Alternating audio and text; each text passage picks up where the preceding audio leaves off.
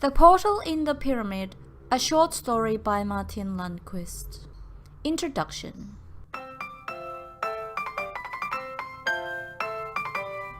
I was recovering from a long bilious flight and checked into a cheap and dingy 3-star hotel room, located on a small block nestled into the busy and crowded city of Cairo.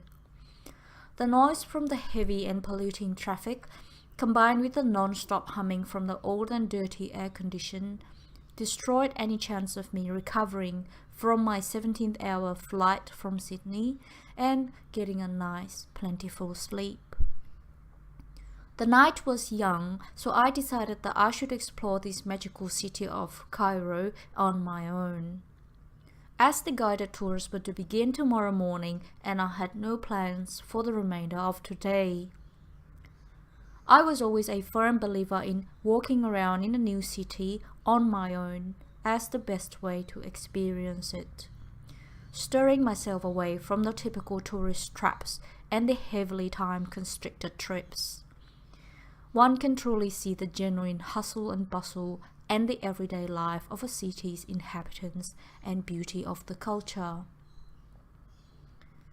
I took the remote control and switched off the old wooden frame 1960s style vintage television and was about to leave the stinky and old hotel room, complete with the heavy stench of a decade-old dirty Mediterranean carpet and all, when I began to feel a sudden rush of hesitation and anxiety overwhelming my entire body. Humans tend to overestimate certain dangers. I am, for instance, often afraid of shark attacks when swimming in Australian waters, although it is statistically scarce to be killed by one. Although excited that I was in Cairo, I was also gripped by a fear of being targeted in a terrorist attack, as such things occur sporadically in Egypt, according to the media that continuously influence the population. The fear was amplified by the fact that my loving partner of many years, sweet, gentle Elaine, I call her my dear Lainey, had refused to travel with me to Cairo, citing the risk of a terrorist attack as the main reason why. Eventually, I brushed off my negative thoughts and managed to calm myself down, reminding myself that the choices I make in everyday occurrences of my life, such as my diet and exercise, probably has a more significant impact on my life expectancy than terrorist attacks will ever have. I walked around aimlessly, absorbing all there is to offer of the magical and lustrous city, smelling all the fragrance and delicious aroma, looking at the old and archaic Egyptian buildings, while taking photographs, until I came across a sizable Egyptian bazaar. I'm not a big fan of shopping, but I remembered that Elaine had asked for a tin of Egyptian perfume, and I wanted to have something to eat, as the food there seemed affordable and smelled divine.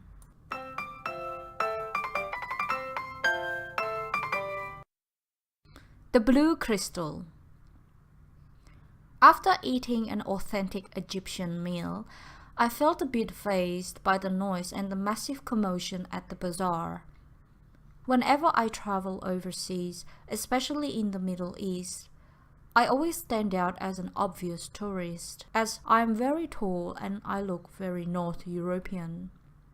It's the price that I must pay for being 190 centimeters, which is 6 foot and 3 inches tall, with a North European Swedish bloodline.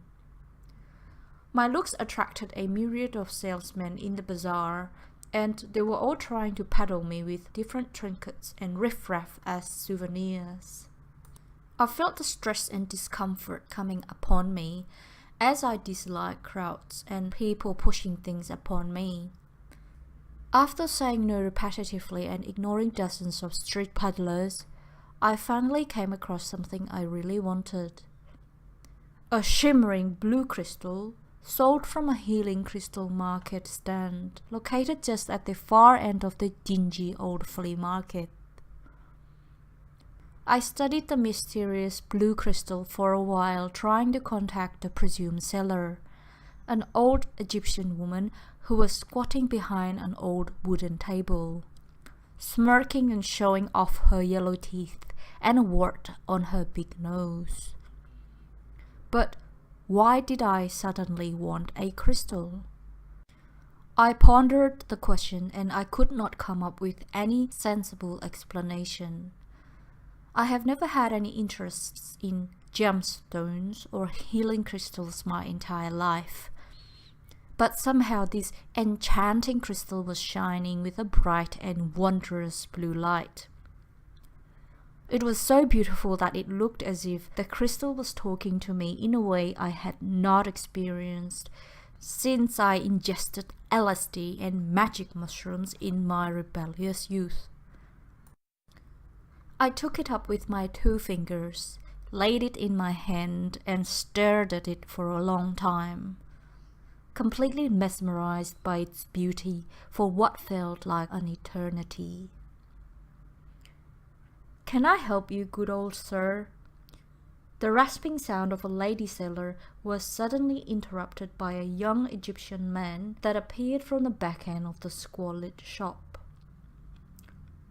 I was brought back to my senses when the store clerk approached me. How long had it been? The other street peddlers had swarmed to me like bees, but this Egyptian man had taken his time and given me the chance to study his products first. I examined the man. He looked different. While the others were wearing everyday Middle Eastern garments or the typical robes and headscarves due to the sizzling heat, this Egyptian man looked like he had been transported through time, or at least was participating in some sort of a Renaissance fair. How much is this crystal?" I stuttered with a confused voice. "For you, sir, this beautiful Zito crystal is only £1,500, said the salesman confidently. 1,500 Egyptian pounds. How much is that in Australian dollars? I thought to myself. Shortly after I calculated the figures in my head and figured out the answer, it was over 100 Australian dollars. I was confused, and I studied both the Egyptian salesman and the enchanting crystal for a while. I must have misheard him.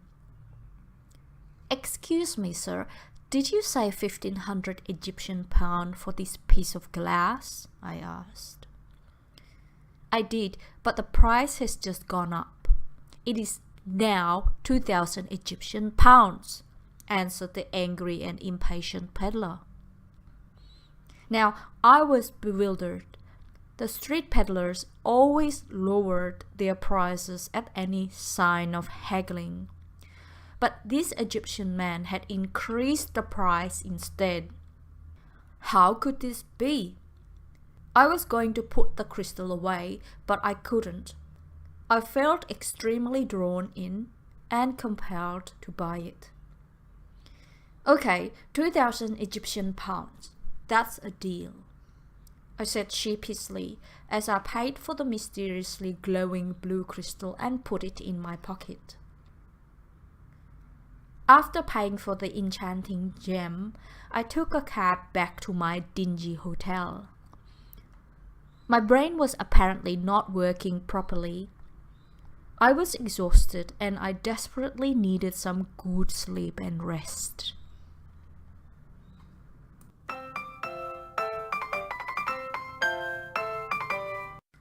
A bumpy bus ride.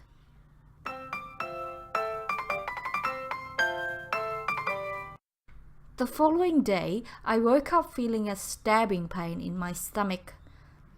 Clearly, my choice of food the day before had not been a smart one, and I had spent the entire night throwing up in the bathroom. I was considering not showing up for the bus ride to the pyramids, but I decided against it and got myself ready to go.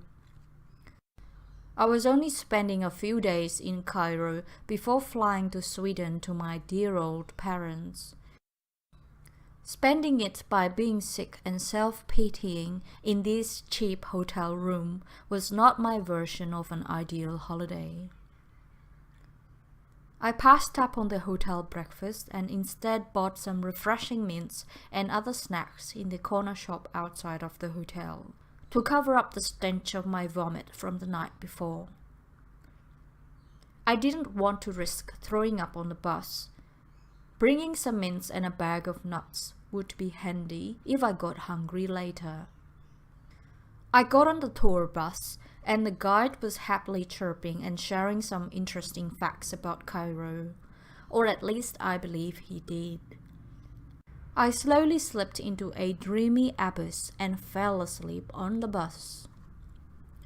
After what felt like a short time, we reached the pyramids, and I woke up from a nap feeling a bit better.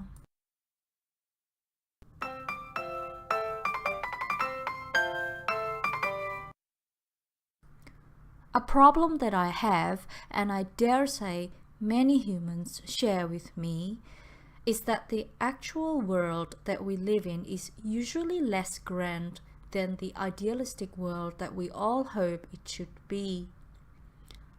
The pyramids are the best example I can come up with to exemplify this. In the idealistic sense, the pyramids are wonderful and majestic, built by thousands of workers for many years. These incredibly precise and accurate historical artifacts were created and measured in such extent that they could follow the astronomical movement of the sky with almost better accuracy than we can with modern technology. In my perceived world of reality, however, I was in the middle of a barren desert watching a pile of crumbling rocks stacked on top of each other. Not really that interesting. The smiling tour guide approached me and gently tapped on my shoulder. Apparently, for an optional fee of 1,000 Egyptian pounds, I could follow a guided tour inside one of the pyramids. If not, I could sit at a coffee shop and enjoy the scenery for the next few hours. Now, spending additional money to crouch around in a dark, cramped tunnel does not sound like the most fun way to spend money. But on the other hand, I was on site, and maybe the pyramid would look better on the inside. I sighed and paid the hefty fee unhappily, and the tour guide smirked slyly and stuffed the money in his pocket as if worried that people could see it, indicating that this was not an official part of the tour. I was hesitant to go with the guide and wanted my money back, but I had already paid for it and could not go back.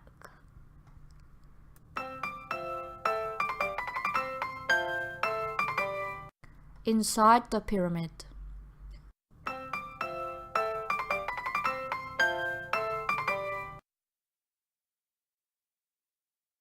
A short while later, I entered the pyramid together with the English-speaking tour guide and a few of the more adventurous tour participants. As expected, I didn't enjoy being inside the pyramid, as it was dark, packed with stale air, and it was too cramped for a big guy like me. Besides, the food poisoning I had the night before had not adequately prepared me for this spelunking adventure. Suddenly, I felt like I was going to vomit again. Being the last person in the group, I snuck off into a side passage to avoid embarrassment. Suddenly, I sensed a glowing blue light from my khaki pants, and the blue crystal that I bought at the bazaar, which I had forgotten to take out of pocket the night before. It suddenly felt hot and started shining with an eerie blue light, sparkling so brightly that it almost lit up the entire room and hurt my eyes. I picked up the crystal from my pocket and studied it when suddenly a trapdoor opened just below where I was standing, and I slid down a secret passage. I slid down for several seconds until I hit the floor with high speed and heard a loud cracking noise, and felt a surge of extreme pain through my body. I had landed badly on my right foot and broken it. I looked around and felt panic take its hold over my body. I was injured and alone in a very dark tunnel with no way to get up. I was going to scream for help when something caught my eyes. The blue crystal. In the dark and dingy tunnel, it shone stronger than ever before, and I felt compelled to crawl over to where it dropped when I fell and picked it up.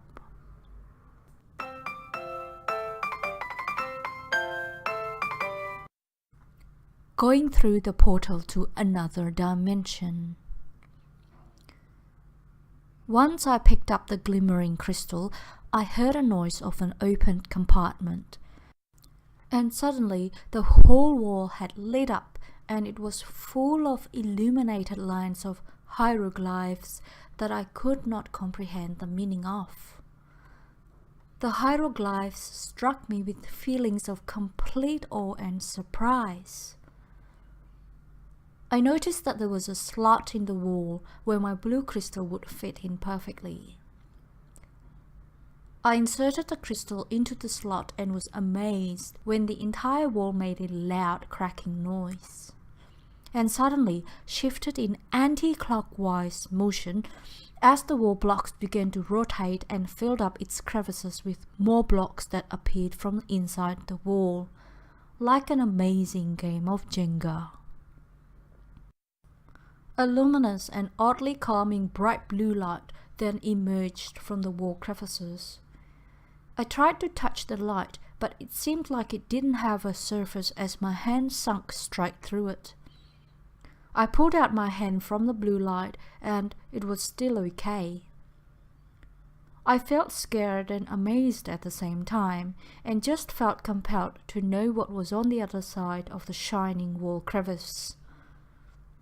Relying on my good leg, I decided to jump into the light and find out what happened next.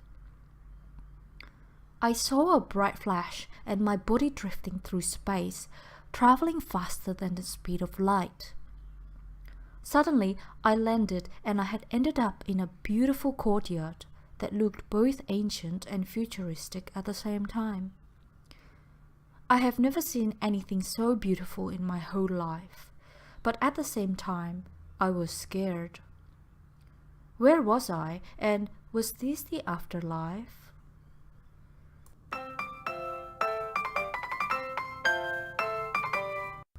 Meeting the Zetans.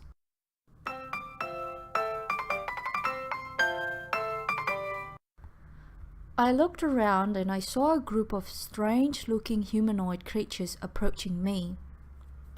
One of them spoke to me. "Greetings, human. I am Ra, and the Zetans next to me are Zeus, Brahma, and Odin." "I don't understand," I stammered and continued speaking. "Am I dead?" "Certainly not. As a matter of fact, you'll never be more alive than today," Zeus answered. "Enough of these pleasantries," Odin scoffed. "Did you bring us any offerings?" I was surprised at the request, but I didn't dare to argue with the deities. I remembered that I had some mints and nuts in my pockets, so I took them out and handed them to Odin. He tasted the food and gave me a disapproving look. "What kind of food are you humans eating these days?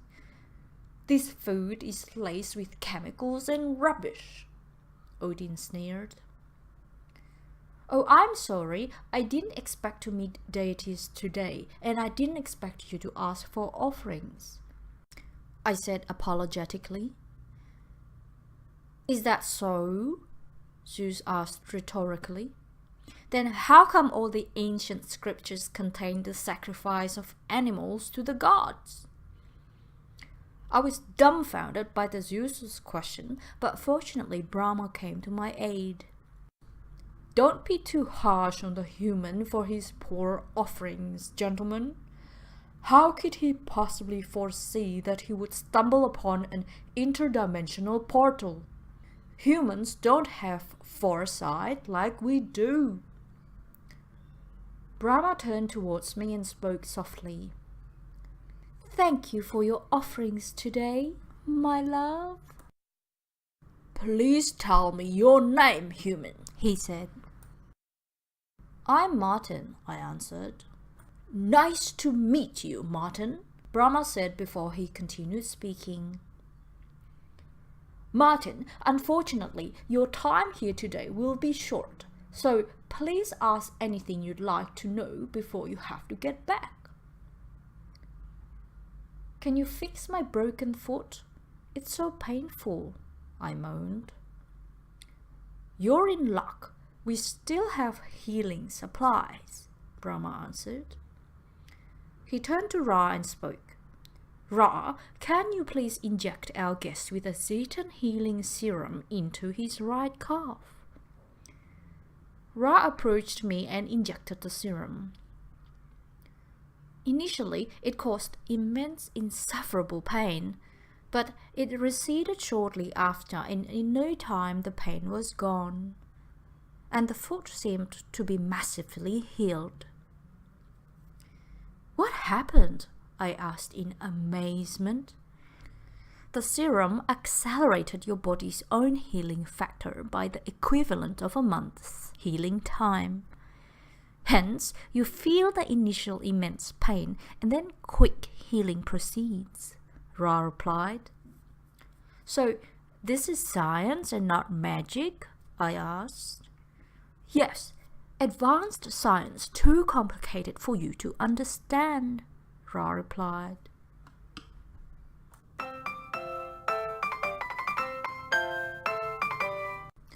A quick tour of the divine palace. Brahma looked at me and spoke. Our time is short, but let me show you around. I got up on my feet and, to my great relief, I could walk, albeit with a bit of limp, as you would 1 month after breaking your foot. I followed Brahma to a beautiful pond located next to a blooming lotus tree. In the pond, I could see a lot of things happening on Earth. Master Brahma, if everything on Earth that is still unknown is science and not magic, how can you see all these things from Earth? I asked. When we first came across Earth on our travel across the Milky Way eons ago, we dropped millions of nanotechnology drones so we could see everything on the planet. These drones were powered with advanced fission batteries that have almost unlimited battery time. Thus, some of these drones are still sending images to us, Brahma replied. Wow, I replied. Yes, when we Zetans told your ancestors that we were all seeing, we were not lying, just explaining it to your level of intelligence, Brahma said. But are you really gods, and did you create mankind? I asked curiously. No, Brahma responded. We didn't create mankind, but we made you what you are. When we came across Homo sapiens 70,000 years ago, your species was just lower-tired animals, close to extinction. My Zetan ancestors altered your genome and raised your intelligence, making you what you have become since then, Brahma replied.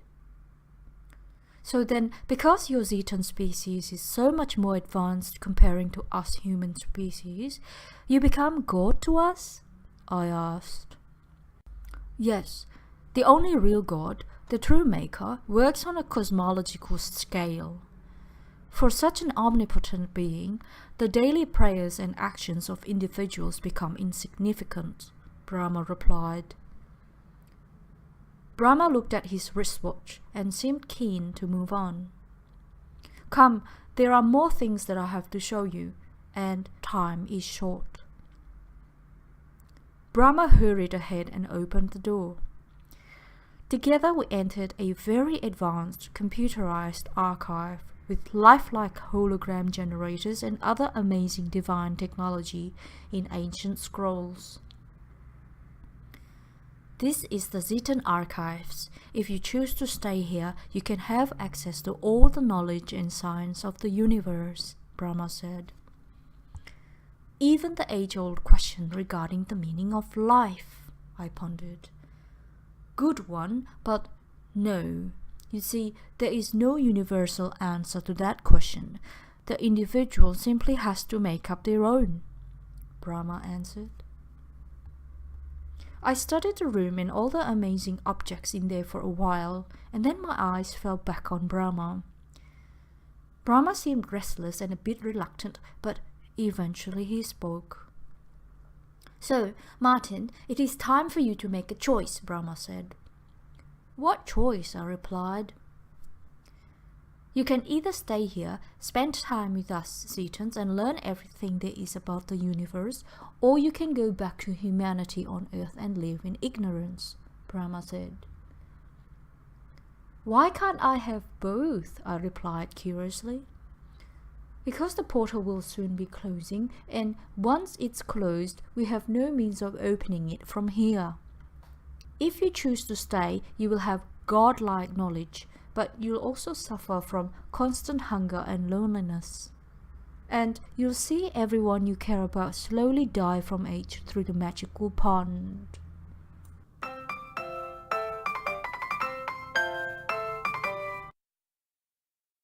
Ignorance is bliss. I pondered the options for a while. Eventually, I realized that the choices did not only have consequences for me, but for everyone else. If I disappeared without a trace, the people I cared about would never get closure, always wondering what happened to me. I told Brahma about my decision. He replied, I see, you chose the easy path of ignorance. No, I choose to do what is best for the people I love. Forsaking everyone I care for and who cares for me in the pursuit of knowledge is selfish and cruel, I replied.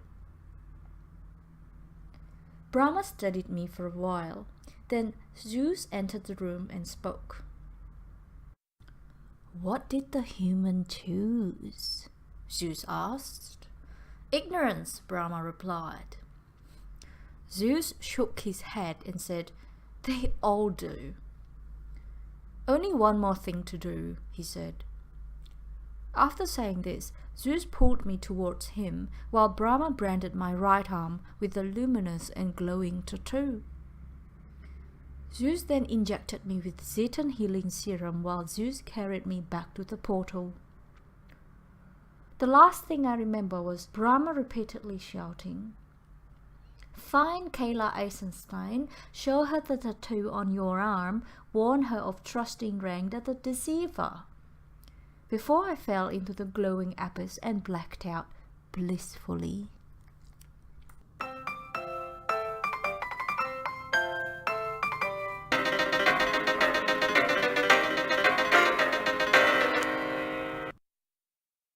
Epilogue. I woke up a few days later in an Egyptian hospital.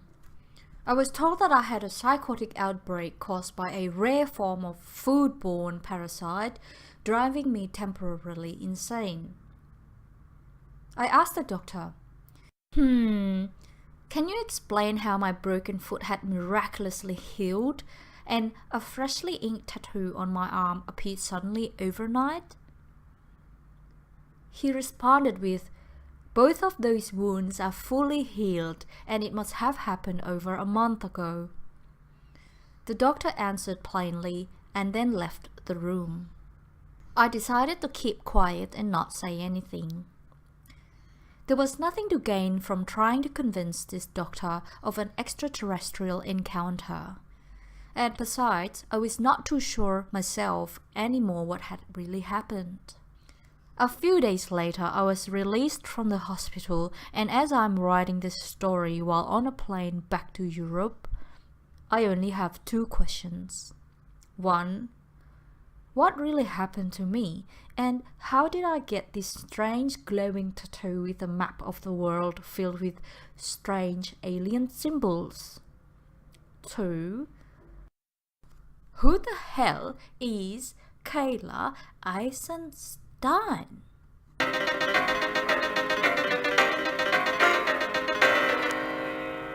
I hope you have enjoyed listening to this short story done by Martin Lundqvist. If you would like to listen to more of his books, you can go to his website on www.martinlundqvist.com for The Divine Dissimulation and The Divine Sedition. Thank you very much and have a good day!